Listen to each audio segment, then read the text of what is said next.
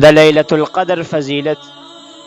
نبی مهربان صلی الله علیه وسلم یو ځل صحابه کرامو ته د بنی اسرائیل څخه حالات بیانول.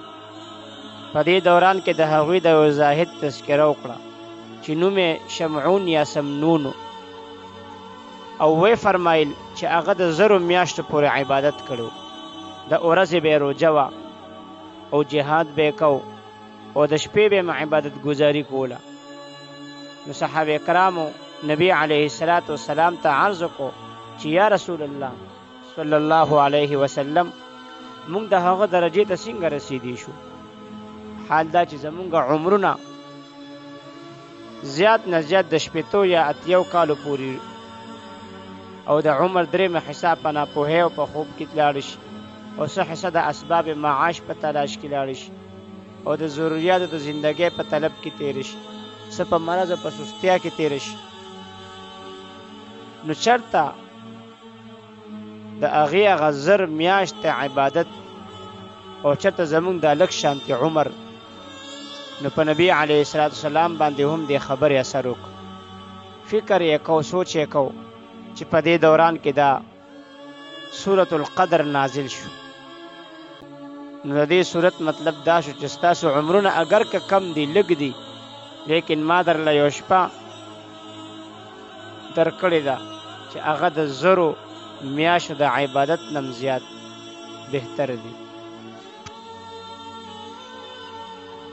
لیلۃ القدر خیر من الف شهر. لیلۃ القدر د زرو میاشتو نه ډیره بهتره ده. یعنې د زرو میاشتو عبادت د هغې نه صرف د یوې شپې عبادت ډیر بهتر دی. الله تعالی داسې ونه فرمایل چې دا یوه شپه د زرو میاشتو د عبادت برابر ده، بلکې داسې وفرمایل چې دا د هغې نه ډیره بهتره ده، د زرو میاشتو نه ډیره بهتره ده. بیا د دې د بهتروالي آخري حدم الله پاک نه دی ذکر کړی چې ګینې دا یوه شپه د زرو میاشتو نه 10 چنده یا په 20 چنده یا په 1000 چنده باندې یا په لکونو کروڑونو باندې غوره ده. دیو ذکر نه کړل، بلکې الله تعالی آخري حد ذکر نه کو. معلومه شوه چې دې د بهتروالي اندازه صرف او صرف الله ته معلومه ده. د هغه سره خو د اجرونو او ثوابونو هېڅ کمی نشته. هغه انسان ته د یوې شپې د عبادت په کولو سره بې حسابه اجر ورکولی شي.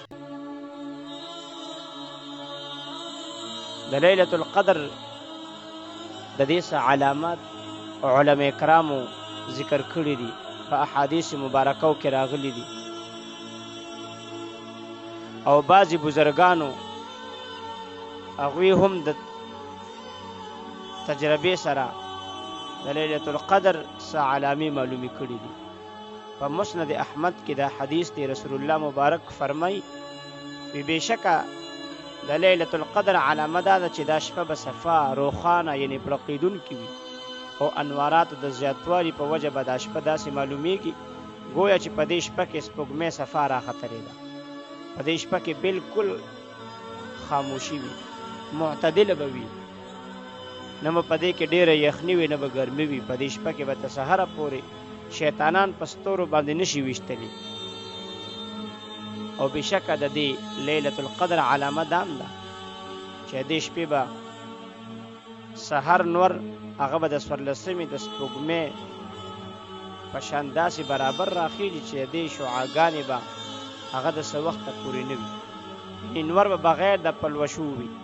په دې شپه کې به د شیطانانو دپاره دا جایز او ممکن نه وي چې د نور سره یو ځای راوخیږي. امام طبرانی رحمه الله هغې یو حدیث ذکر کړی دی المعجم الکبیر کې. په هغې کې د لیلۃ القدر څه نور علامات هم ذکر شوي دي. رسول الله مبارک فرمایي لیلۃ القدر بلجة.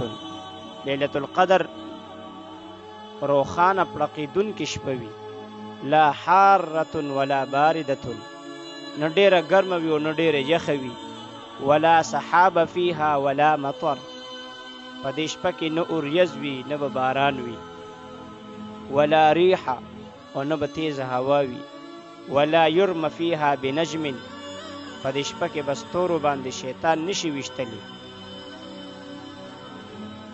ومن علامة يومها تطلع الشمس لا شعاع لها.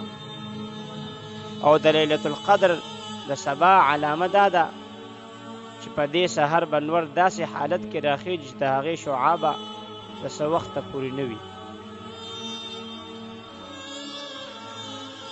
حضرت ابی بن کعب رضی الله تعالی عنه فرمایي چې رسول الله مبارک صلی الله علیه وسلم مونږ ته د لیلة القدر علامه دا ښودلې وه چې انها تطلع یومئذ لا شعاع لها. انها تطلع یومئذ لا شعاع لها. کله چې د لیلة القدر په سبا یعنی سحر نور راخیږي نو څه وخته پورې به د هغې رڼا یعنی شعاګانې به نه وي. او بعضې علماو تجربې سره د لیلة القدر یو علامه دا هم ذکر کړې ده چې په دې شپه کې به د کویانو او د سمندر تروي اوبه هغه به خوږې وي. او امام ابن جریر طبری رحمه الله د بزرګانو د یو جماعت نه دا خبر را نقل کړې ده چې په دې شپه کې اونې او هر شي ځمکې ته راټیټېږي او الله ته سجده کوي، بیا واپس خپل اصل حالت ته ځي. او بعضې خلکو په دې شپه باندې یو خاص قسم رڼا ښکاره شي چې د هغې په وجه هر څیز روښانه شي. عزتمندو د لیلة القدر ثواب حاصلولو کې د علاماتو کتل ضروري نه دي. په دې کې هیڅ تعجب نشته چې انسان د الله په رحمت سره د لیلة القدر د علاماتو یعنی چې سمندر اوبه خوږې وي یا هر شي سجده کوي یا رڼا وي دا وګوري، بلکې دا واقع شوي هم دي، تجربې پې هم شوي دي. لیکن دا خبره یاد ساتئ چې دا علامات هر چاته نه ښکاري او نه یې هر کس کتلی شي، بلکې دا صرف بزرګان لیدلی شي. په تفسیر معارف القرآن کې ذکر کړي دي مفتی شفیع صاحب رحمه الله چې په لیلة القدر کې بعضې خلک څه خاص انوارات هم ګوري، خو دا هر کس نشي کتلی. لہذا د شپې په برکتونو ثواب حاصلولو کې د انواراتو کتلو هیڅ دخل نشته. یعنې که څوک په دې شپه باندې عبادت وکړي نو دته د لیلة القدر ثواب حاصلیږي، که دې د انوارات وګوري او که نه. د انواراتو په کتلو او په نه کتلو سره فکر کې پرېوتل نه دي پکار چې زه د انوارات وینم یا ونه وینم.